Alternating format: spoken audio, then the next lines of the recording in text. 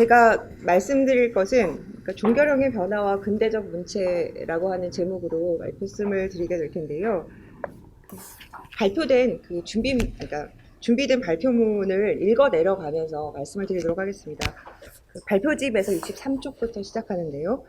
그 순서대로 좀 보겠습니다. 19세기 말에서 20세기 초의 시기는 근대화와 관련해서 많은 주목을 받아왔었습니다.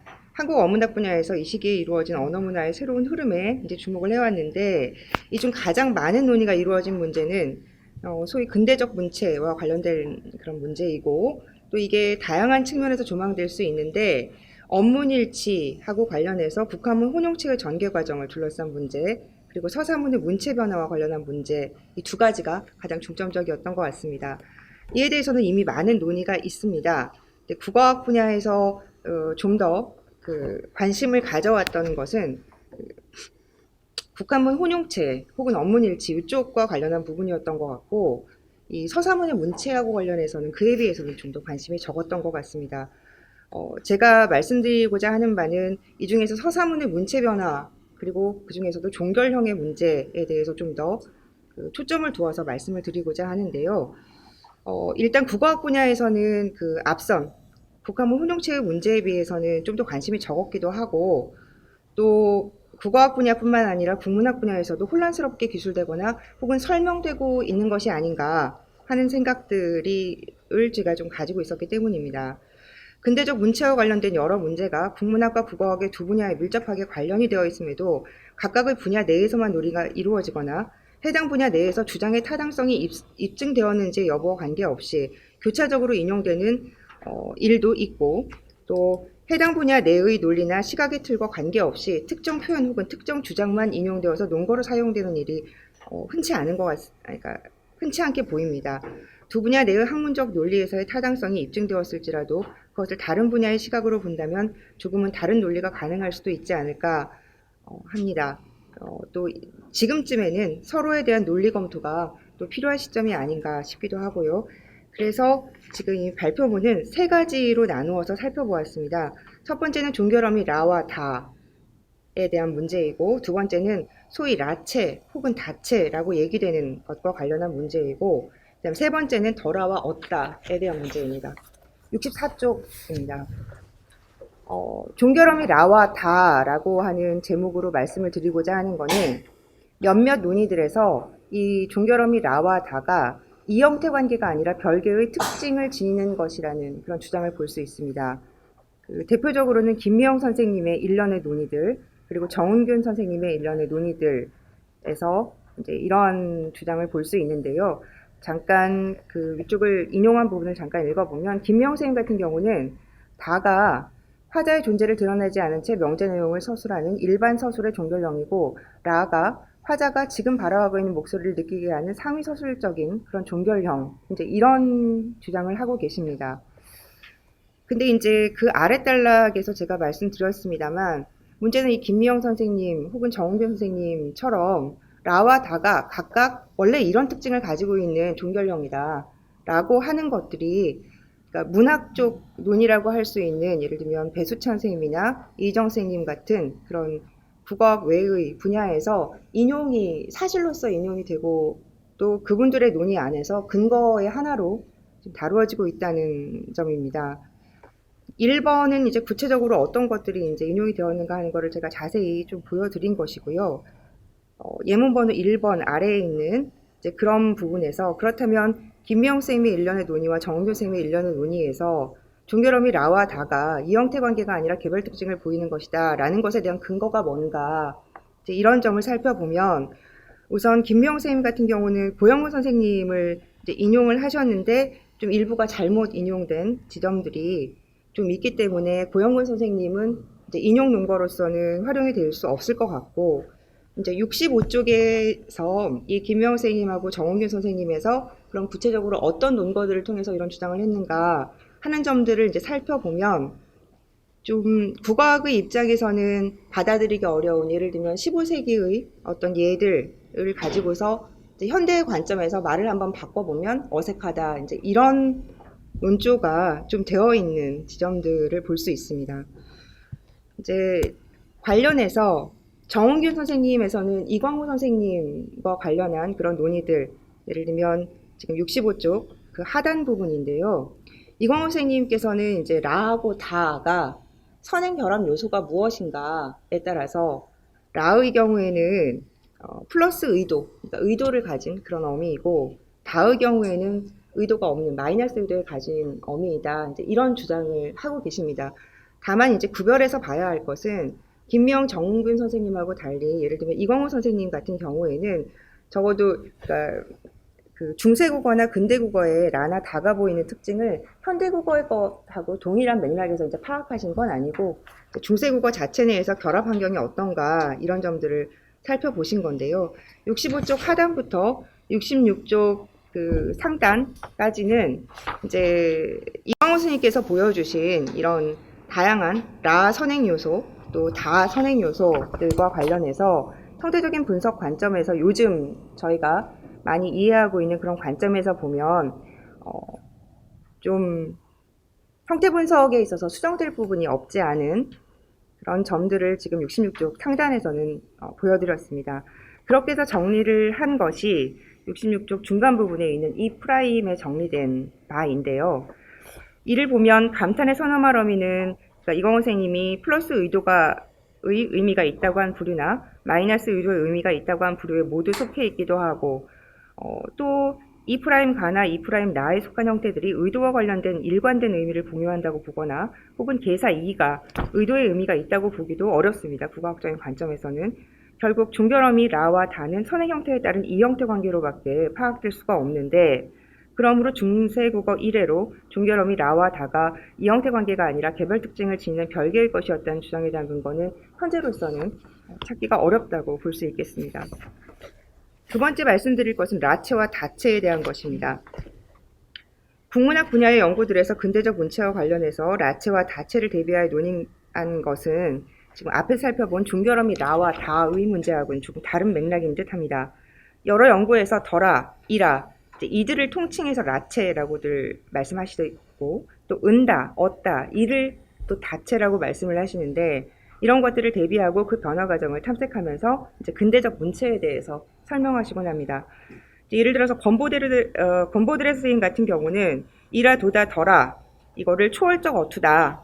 그러면서 신소설에서 현실적인 묘사에 다체를 썼다. 이런 점을 주목을 하셨고 류준필 선생님 같은 경우도 이라나 더라로 상징되는 서술자의 목소리와 은다의 목소리가 신소설 내부에 공존한다 라고 하면서 무정 이전의 소설과 무정의 결정적 차이가 더라 그리고 이라라고 하는 서술자의 설명적 그런 문체가 얻다로 바뀌었다는 사실이라고 말씀하신 바 있습니다. 이희정 선생님 같은 경우도 더라체에서 현재형 은다와 과거형 앗 중심으로의 문체적 전환이 소설이 낭독 중심에서 개인의 묵독 중심으로 바뀌어가는 지점을 설명한다고 하면서 개인의 묵독은 덜하나 일하체가 가지는 전달령의 기능이 사라졌을 때야 가능하다. 이제 이런 점들입니다. 근데 이러한 서술은 신소설을 전후한 시기의 소설 양식 및 특징의 변화 등을 고려한 기반 위에 문체적인 어떤 특징, 그 중에서도 인상적으로 두드러진 종결형의 변화에 주목한 것일 수는 있습니다. 그러나 국어학의 관점에서 볼 때 문제는 이러한 맥락 위에 서 있는 연구들에서 라체에서 다체로 종결형이 바뀌었다고 하는 인식에는 각 형태소의 결합 환경 및 이 형태 관계의 변화를 고려한 경우가 그리 많지 않다는 데 있습니다. 3번이 이제 저희로서는 당연하게 받아들이는 이제 형태 결합의 예인데요. 보시면 그 1번 같은 이제 3각 가나다 각각에서 1번 같은 경우는 이제 더가 결합한 거고 2는 엇이 결합한 거고 3은 현재 시제하고 관련한 혹은 현재 사태하고 관련한 종결형들입니다. 이들 예에서 종결음이 다와 라는 선행 형태에 따라 이미 결정이 되어 있는 것이어서 더는 라와 결합하고 엇, 앗 그리고 은 다와 결합합니다. 3다의 그 동그라미 3번에서 개사의 현재형이 MP2라와 MP2다로 나타나는데 이것은 그 구형과 신형의 관계라고 볼 수 있습니다. 20세기 초의 서사문에서 그 동그라미 1번의 유형인 덜하가 사용되지 않게 된 것은 국문학의 여러 연구에서 논의되었듯 서사 방식의 변화로 이해될 수가 있고 종결형 덜하가 쓰이지 않게 되는 것은 근대적 문체의 지표로도 이해될 수 있을 듯합니다. 문제는 덜하가 쓰이지 않게 되었을 때 이것을 대체하는 언어 표현이 무엇인가 하는 점인데 중세국어에서 과거 비완망상의 표지인 더는 근대고 시기의 과거 시제 표지인 앗엇이 출현함에 따라 기능 변화를 겪게 되지만 더가 결합하는 사태는 여전히 과거입니다. 따라서 20세기 초 서사문에서 서술자 혹은 작가의 위치나 역할에 대한 인식이 변화했기 때문에 사무 1, 동그라미 1 유형인 덜아를 의도적으로 선택하지 않은 것이라면 이 종결형을 대체하는 것은 사무의 2 유형인 얻다여야 합니다. 이런 점에서 덜아, 이라를 정근대적인 문체로서 라체로 하나로 묶고 은다, 얻다를 근대적인 문체로서의 다체로 하나로 묶어서 이해하는 방식은 좀 받아들이기 어려운 것이 아닌가 하는 생각입니다. 사태의 시간이라는 측면에서 볼 때 개사의 현재 종결형인 이라는 덜아와 같은 유형으로 이해될 수가 없고 동사의 현재 종결형인 은다는 덜아를 대체할 수 없기 때문입니다. 근대적인 문체를 드러내는 서사문에서 현재 사태의 종결형인 그 3유형이 나타나는 것은 덜아가 얻다로 대체되는 변화와는 좀 다른 시각에서 볼 필요가 있는데요. 먼저 20세기 초의 서사문에서 개사의 종결형 MP이라에서 MP이다로 바뀌는 변화가 목격되는 것은 앞서 언급했듯 개사와 결합하던 종결형이 다의 이 형태, 나아가 소멸되는 과정이 이 시기에 있었기 때문입니다. 4번과 5번에 그 개사의 종결형과 관련한 그 예를 보여드렸습니다. 6번의 예는 그러니까 20세기 초까지 이제 널리 쓰인 게 MP이라인데 MP이라와 MP이다가 그 상당히 오랫동안 공존되었고요. 그리고 그 흔히 서사문의 종결형이 다체로 고정되었다라고 하는 그러니까 소설을 중심으로 한 서사문의 종결형일 텐데 1920년을 전후한 시기에도 6번처럼 하나의 자료 안에서 MP이라와 MP이다가 공존하는 모습들을 이제 확인할 수 있습니다. 69쪽입니다. 덜아가 얻다로 대체되어 간 상황에는 더의 기능 변화로 인해 근대적 문체를 지향하는 서사문에서 덜아를 선택할 수 없었던 저간의 사정이 있었다면 이 형태 관계를 보이는 MP이라와 MP이다는 의미 기능이 동일한 것이기 때문에 이들에 대한 선택은 근대적 문체에 대한 지향과는 별개의 것이 아닌가 싶습니다. 이는 언중들의 언어 습관에서 비롯된 구형 MP이라와 신형 MP이다 간의 선택이기 때문입니다. 이제 그 덜아와 이라 이거를 라체로 묶어서 그 특징을 설명하는 국문학 분야의 논의들은 20세기 초의 서사문에서 엿보이는 덜아의 특징으로부터 라의 특징을 도출해내고 이것을 이라에까지 적용하는 듯한 인상을 받습니다. 이러한 논리는 소위 정근대적 문체를 보이는 서사문일수록 덜아와 이라가 공존하는 경우가 많다는 인상적인 분석에서 나온 것일 수 있습니다. 그러나 국어학의 입장에서 MP이다와 달리 MP이라가 초월적 어투라거나 서술자의 목소리를 드러낸다거나 전달형의 기능을 가진다는 주장은 받아들이기는 쉽지 않습니다. 동사의 현재 종결형인 은다는 소위 라체에서 다체로의 변화를 언급할 때 얻다와 함께 다체로 다루어지는 일이 많습니다. 그러나 과거 사태에 대한 종결형이 덜아에서 얻다로 대체되는 것은 이해할 수 있어도 현재 사태에 대한 종결형인 은다는 이와 다르게 이해될 수 있습니다. 지금 이제 서사문에 쓰인 은다 같은 경우는 저희 쪽에서 흔히 얘기하는 역사적 현재라고 하는 현대시대의 용법 중에 하나로 볼 수 있는데 이것은 기본적으로 사건을 생생하게 전달하거나 청자가 눈앞에서 사건이 전개되는 것처럼 느끼게 하는 극적 효과를 준다라고 알려져 있습니다. 이제 근데 근대적 문체를 논의하면서 이 종결형 은다에 대해서 관찰에만 방점을 둔다면 덜아와의 경계가 모호해집니다. 흔히 근대 이전의 소설에 대해서 초월적 어투나 서술자의 목소리 혹은 서술자의 설명, 논평적 서술이라는 맥락에서 이제 라체를 언급을 하는데 근대 이전의 소설에서 쓰이던 덜아가 20세기 초 새로운 현실에 적합하지 않다고 이해된 것은 이제 앞서 말씀드린 바와 같은 덜아의 기능 변화하고 관련이 됩니다. 따라서 창조된 시공간, 화자 혹은 서술자가 경험하지 못한 시공간에서 벌어진 과거 사태에 대해서 덜아를 쓰는 것은 어려웠다고 볼 수 있습니다. 이와 달리 은다는 화자의 지각이나 경험과는 무관한 현재시대의 종결형으로 이 종결형이 서사문에 쓰인 것은 역사적 현재로서의 기법적 사용입니다.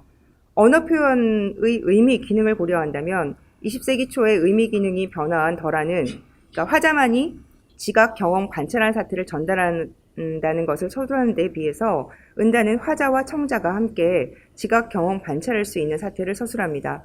은다의 역사적 현재로서의 용법은 바로 이러한 특징 때문에 생생함 혹은 현장감 등의 수사적 효과를 드러낼 수 있는 것입니다.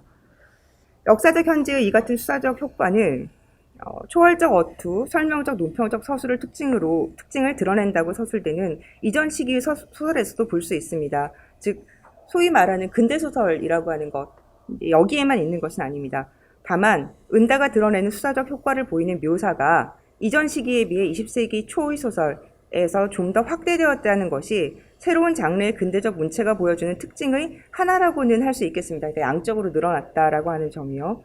그러나 이러한 수사적 효과를 드러내는 종결령 은다의 사용이 근대적 문체인 다체만의 것은 아니라는 점에서 종결령 덜하가 어따로 대체된 것과는 다른 맥락에서 이해될 필요가 있을 것 같습니다. 마지막으로 라체 혹은 다체하고 관련해서 살펴볼 문제는 건버드리 선생님이 얘기하신 것 중에 이제 70쪽 중간 부분입니다. 다가 종결함이 다가 아랫사람을 대하는 말투, 그것도 예외적인 말투이기 때문에 미지의 대중을 향하는 말투가 되기가 어렵다. 다시 말해 소설이 다수의 독자를 상대로 하는 말하기이자 글쓰기로서의 성격을 분명히 하고자 했다면 다는 결코 소설의 문체가 될 수 없었을 것이다. 이제 이런 지적을 하신 바 있습니다. 그래서 이를 바탕으로 일상어에서는 있을 수밖에 없는 관계의 흔적을 지우려고 한 문체가 다체다라고 이제 하셨는데요. 근데 근대 소설 지문의 종결형 다가 하대하는 말투, 즉 헤라체의 말투이기 때문에 언문일치를 중시했다면 다수의 독자를 상대로 하는 글에서 채택될 가능성이 낮다고 한 것은 조금은 다른 각도에서 바라볼 필요가 있을 듯합니다.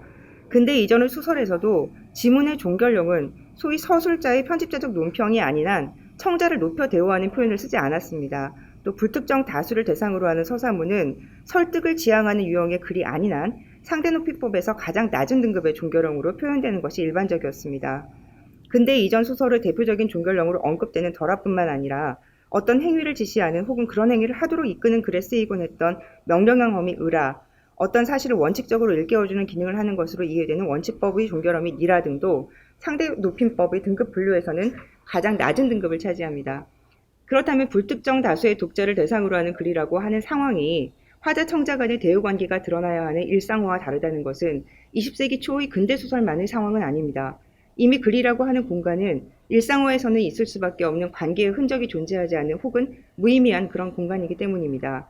이런 맥락에서 소위 라체로 지칭되는 종결형들도 다체로 지칭되는 종결형들과 마찬가지의 성격을 가지는 것이라고 이해될 필요가 있습니다. 마지막으로 말씀드릴 것은 덜하와 얻다에 대한 문제입니다. 실은 서론에서도 잠깐 그런 말씀을 드렸습니다만 제가 지금 셋으로 나누어서 말씀드리는 그런 주제들이 서로 조금씩 다 연결이 되어 있습니다. 그리고 그것의 아마 출발 지점은 이 덜하와 얻다가 아니었을까 하는 생각을 개인적으로 가지고 있습니다. 이 문제하고 관련해서 기본적으로 흔히 많이 인용되는 것들이 김동인의 회고이죠. 그것과 관련해서 7번에 좀 길긴 하지만 제가 종결령과 관련한 이런 예들을 좀 보여드리고자 좀 길게 예를 들었습니다. 그 72쪽 예문 아래 7번 아래부터 살펴보도록 하겠습니다. 이제 여기서 이제 저희가 주목하고자 하는 바는 종결형의 변화와 관련된 언급인데 그 중에 불완전 구어체에서 철저적 구어체로의 변화 그리고 현재사에서 과거사로의 변화 이거에 대해 살펴보자고 합니다. 김동인은 이전의 다른 작가들의 작품에 나타난 문체가 문법체의 흔적이 남아있는 것이어서 자신의 철저적 구어체와는 다르다고 했습니다. 이는 자신의 작품과 달리 이전의 작품에서는 문어체와 구어체가 함께 쓰이고 있다는 점을 지적하는 것이기도 하지만 특정 종결령에 대한 구어성의 인식 정도가 다르다는 점도 복합적으로 작용한 것으로 보입니다. 그러니까 예를 들어서 당시의 춘원의 작품은 문법체의 흔적이 있었다는 지적이거나 혹은 더라도 구어에 사용되는 것이지만 자신은 용인하지 못했다라는 거 혹은 이러라 하도다 등도 당년에 있어서는 그 구어로 인정되는 바였지만 자신의 관점에서 보면 좀 더 구어체화할 수 있었다는 지적에서 이러한 점을 확인할 수 있습니다. 여기에 제시된 여러 종결령 중에서 김동인이 이전의 작품들에서 보이는 종결령, 즉 새로운 문체에는 어울리지 않는 종결령으로 이해한 것에는 다양한 유형이 있습니다.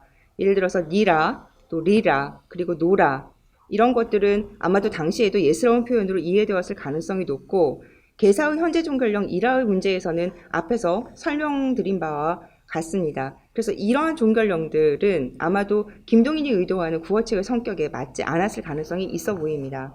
그런데 도다거나 감탄의 어라거나 네 등은 좀 성격이 다른 듯합니다. 이들은 감탄의 종결령이고 도다는 앞의 경우와 마찬가지로 예스러운 표현으로 이해되었을 가능성이 있지만 어라와 네는 지금도 여전히 쓰이고 있는 종결령입니다. 그럼에도 감탄의 종결령이 김동인의 소설에서 배제된 건 당연한 것으로 보이는데 이전의 소설에서 이러한 감탄의 종결령이 지문에 쓰이는 상황은 소설의 내용에 대한 서술자의 설명, 논평적 그런 서술과 관련되는 내용일 것이고 여러 연구에서 지적되었듯이 근대 소설은 이전 소설과 달리 이러한 서술자의 설명, 논평적 서술을 배제한다는 특징을 가지는 것이기 때문입니다. 따라서 김동인이 이러한 점을 의도하였든 의도하지 않았든 자신의 소설에 서술자의 설명, 논평적 서술을 넣지 않는 한 감탄의 종결령을 소설의 지문에 종결령으로 사용할 가능성은 낮을 것으로 생각이 됩니다. 이제 덜아의 문제가 이제 김동인이 또한 강조했던 것이기도 한데요. 이를 보면은 이 덜아가 구어에도 사용되는 것이긴 하지만 자신은 용인할 수 없었다라거나 혹은 덜아나 이라를 집어넣고 보면 좀 진부해 보인다 하는 언급들을 저희가 확인할 수 있는데요. 이게 이제 과거사의 종결령을 자신이 사용했다라고 강조했다는 그 지점과 관련이 되는 것이기도 합니다. 이제 이것에 대해서 이제 권보드레 선생님 인용하시면서 작중인물과 서술자, 작중인물과 독자 사이의 거리를 확보하는데 얻다가 한결 효과적이라고 보았던 것이다. 이제 이런 해석을 하신 바 있습니다. 이제 이러한 소설 기법의 실현을 위해서 소설 기법의 실현을 위한 언어적 장치가 단지 어떤 사태의 시간이 과거임을 표현하는 것이어야 한다면 과거 사태와 결합하는 덜아 혹은 어떠라 같은 경우는 왜 배제가 되는 걸까? 이제 여기에 소노마러 및 더의 기능 변화와 관련된 20세기 초에 언어 현실이 자리 잡고 있다고 생각이 됩니다. 그 아래에는 국어학에서 흔히 이제 일반적으로 받아들여지는 더와 엇의 그 변화 과정, 특히 더의 기능 변화에 대한 것들을 잠깐 이제 정리를 한 것입니다. 74쪽 보겠습니다. 이제 이러한 어떤 더의 기능 변화의 상황들을 보면 20세기 초의 소설적 상황에서 덜아가 쓰이지 못하는 것은 허구인 소설적 상황이 아무리 현실처럼 그려져도 이것은 서술자 혹은 화자의 지각 범위 밖의 사태이기 때문입니다. 반면 고전소설의 덜아는 좀 다른 해석이 가능한데요. 기능변화 이전의 더는 화자 혹은 서술자의 지각 범위와 무관하게 과거 사태와 결합할 수 있었기 때문입니다. 다만 모든 고전소설의 덜아가 변화 이전의 기능으로 해석될 수 있는 것은 아닐 것입니다. 시기에 따라 화자 지각과 무관한 과거 사태에 결합한 덜아로 해석될 수도 있고 굳어진 관행처럼 쓰인 덜아로 해석될 수도 있을 듯합니다. 중요한 것은 20세기 초의 덜아는 당시의 기능을 볼 때 근대소설의 기법에 가장 적합한 언어 표현은 아니었다는 점입니다. 이제 이 점에서 권보드레 선생님이 기의의식이라는 말씀을 하신 거를 또한 주목할 필요는 있을 것 같습니다. 그 중간 부분부터 보시면 이제 소설이 기가 아닌 작으로서 널리 평가받을 수 있었다. 이런 기의의식이 해체되고 나서야 이런 말씀을 하신 바 있는데 이것은 서술자 혹은 작가의 역할 변화와 관련이 되고 이에 따라 20세기 초의 덜아가 소설의 종결령에 적합한 것에서 그렇지 않은 것으로 이제 이해되었을 것으로 추정하게 합니다. 여러 연구에서 지적되었듯이 서사문의 종결령이 장르에 따라서 변화의 과정이 달랐던 점, 즉 소설에서는 덜아 얻다로 바뀌었지만 신문기사에서는 덜아 다더라 은다고 한다를 거쳐서 얻다로 바뀌었던 점도 바로 이와 같은 서술자 혹은 작가, 기자의 역할에 대한 인식의 변화와 관련이 된 것으로 생각이 됩니다. 이제 더의 기능 변화와 관련해서 그 국어학 쪽에서 주목하는 것이 또 하나 이제 인칭 제약과 관련한 문제들인데요. 최준수 선생님께서는 이제 인어대방이거나 정정인어대방 이들에서 인칭 제약을 어기는 더의 예가 있는가 이제 이것들을 확인을 해보시고 이게 더의 인칭 제약이 18세기 말경 평서형이나 의문형의 경우에는요, 그리고 던이의 경우에는 좀 더 늦게 19세기 중엽 이후라고 이제 하셨는데 그 이후에 이제 일련의 연구들에서 이게 산발적이긴 하지만 인칭 제약을 위반하는 예가 그 이후 시기에도 좀 확인이 된다라고 하는 점을 이제 확인할 수 있습니다. 이제 더의 인칭 제약이 이전 시기의 덜아와 20세기 초의 덜아를 구분짓는 하나의 지표라면 이런 맥락에서 1인칭 화자를 주인공으로 한 소설은 종결령으로 덜아를 사용하기는 어려울 것 같습니다. 권보드레 선생님이 말씀하신 근대 소설이라고 하는 것에서 1인칭 서술자가 등장하는 것을 이제 말씀을 하셨는데 이런 1인칭 서술자, 1인칭 화자가 등장하는 그런 것이 근대 소설의 어떤 특징이라고 한다면 그 경우에는 덜아는 종결령으로 아마 사용되기 어렵지 않았을까 합니다. 그러니까 기능 변화 이후에 덜아는 화자의 지각 범위 내에 있는 과거 사태로 국한되는 한계, 통사적으로는 1인칭 주어인 사태의 중심 참여자를 배제하는 한계 등으로 인해서 과거 사태에 대한 지지범주인 어따에 비해서 상당히 제한적인 사태와만 결합할 수 있는 그런 종결형이 되었고, 또 화자의 지각 범위 내에 있는 과거 사태로만 국한된다는 점은 덜하에 의해 전달되는 과거 사태를 언제나 화자의 존재를 전제하는 것으로 이해하게 하고, 서사문이라는 특정 상황에서 이 같은 화자의 존재는 서사문의 서술자와 동일시되는 상황이 될 수 있습니다. 1인칭 주어가 중심이 되는 과거 사태를 배제한다는 점은 서사문에 담고자 하는 과거 사태의 중심 인물을 제한하는 상황이 될 수도 있습니다. 따라서 20세기 초의 서사문에서 덜하가 선택되지 않은 것은 어찌 보면 당연한 귀결이었다고도 할 수 있습니다. 어따는 덜하가 가지는 이 모든 제약을 가지지 않으면서 과거 사태를 전달할 수 있는 종결형이었기 때문입니다. 네, 이상으로 발표를 마치겠습니다. 저도 토론문을 보면서 토론의 표현을 다하겠습니다.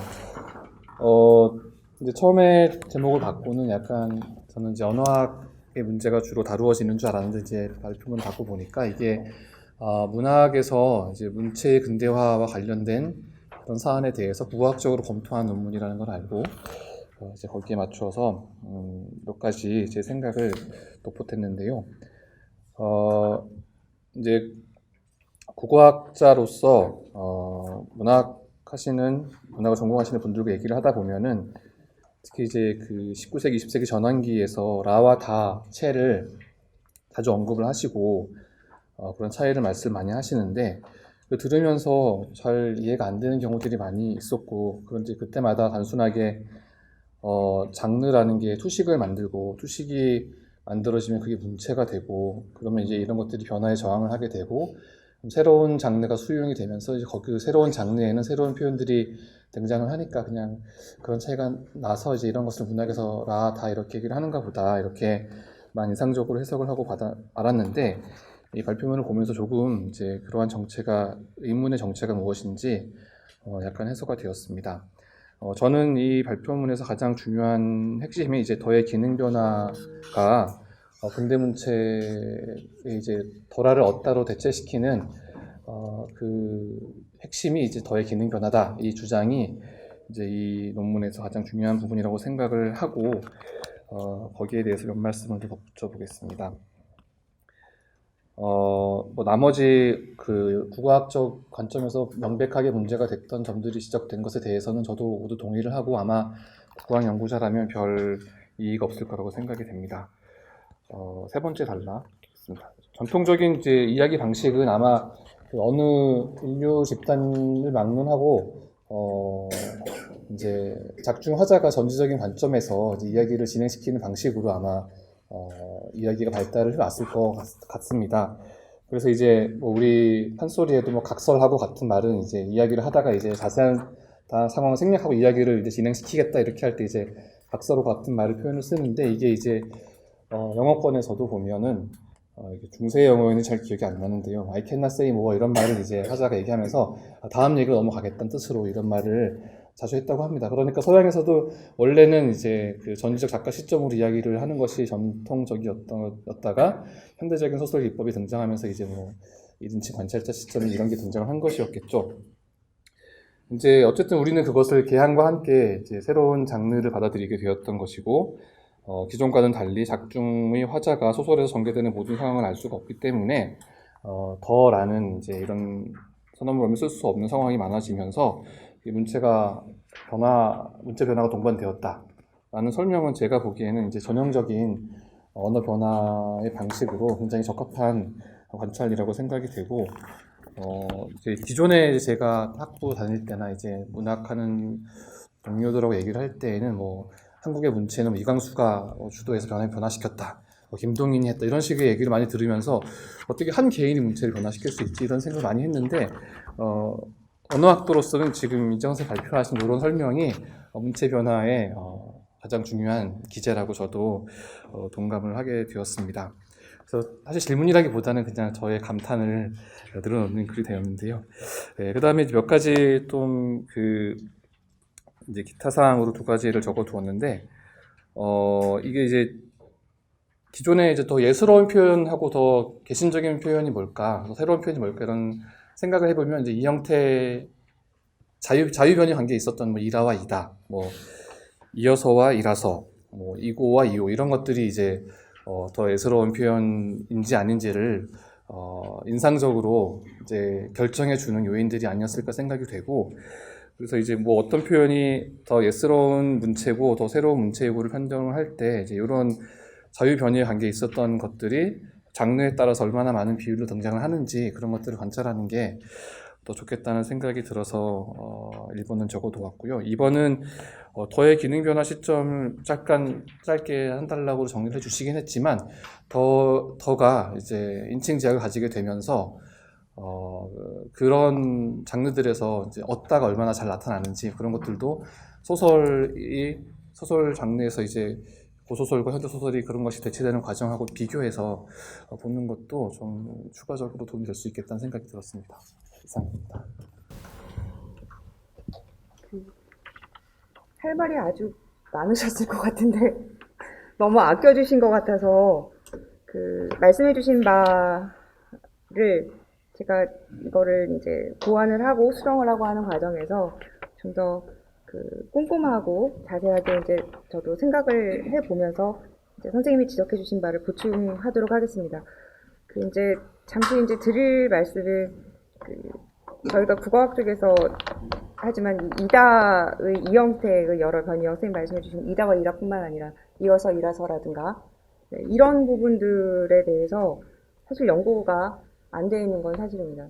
그래서 이제 이 지점은 앞으로 이제 저희가 이제 보충을 해 나가야 될 지점들일 것 같고, 더의 기능 변화 시점 과정하고 근대적 문체의 등장, 이제 개인적으로 이 발표에서 말씀을 드리면서 계속 강조하고자 했던 것은, 그러니까 표현이 잘 됐는지 모르겠습니다만 뭔가 말하고 싶은 것이 있었고 그 말을 하는데 가장 효과적인 언어 표현을 선택하는 그런 문제라고 생각을 했습니다. 그렇다면 이제 이렇게 질문해 주신 것처럼 더의 기능 변화 시점 과정하고 근대적 문체라고 하는 게, 그러니까 언어 표현의 선택이라는 점에서는 관련이 있는 것이긴 하지만 그것이 이렇게 각각 변한 것을 이렇게 함께 서술하다 보면 몇몇 연구들에서 보는 것처럼 이렇게 선후 관계가 뒤바뀌어 버린다거나 인과관계가 아닌 것인데 인과관계로 이해되는 이제 이런 지점들이 좀 있을 것 같습니다. 그래서 일단은 그러니까 별개의 과정이고 언어 표현을 선택하는 그런 문제였다, 이런 말씀을 좀 드리고 싶은 것이 이 발표의 내용에 깔려 있는 것이기도 하고, 다만 이제 아까 조영복 선생님 앞선 발표에서 질문해 주신 것, 한글로 문학을 한다라는 게 저는 없었는데 하는 것에 대해서 이제 질문해 주시고 또 답변해 주시고 하는 거를 이제 들으면서 생각을 해보는 것들 중에 하나, 그리고 선생님 지금 토론할 때 말씀해 주셨던 것처럼 이광수 한 개인이 어떻게 문체를 바꿀 수 있을 것인가 하는 그런 문제들과 관련해서 에 대해서 그냥 제가 발표문에 담겨 있는 건 아닙니다만 어떤 생각이 들곤 하는 거냐면, 일단 제 입장에서는 한글로 문학을 한 적이 없다라고 하는 건 정말 그랬던 것 같지는 않고, 소위 근대시, 현대시 혹은 현대 소설이라고 하는 것을 쓰는 작가 개인에게는 그런 경험이 없었을 수 있었다는 생각은 듭니다.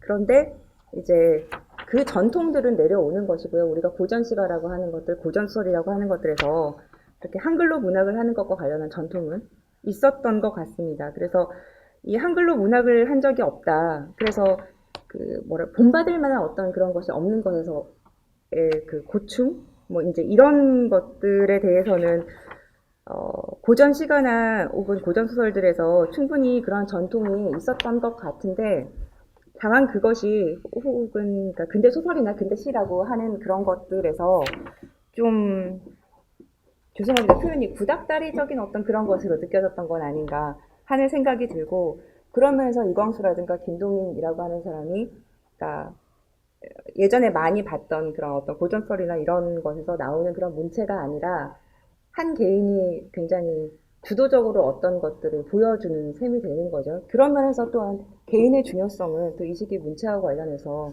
또 강조되는 것이 아닌가, 이런 생각은 하고 있습니다. 이 문제는 사실 언제나 늘 살펴봐도 정리가 좀 잘 안 되는, 항상 애매하곤 하는 지점인 것 같습니다. 앞으로 좀 더 공부하고 보완하도록 하겠습니다. 토론 감사합니다.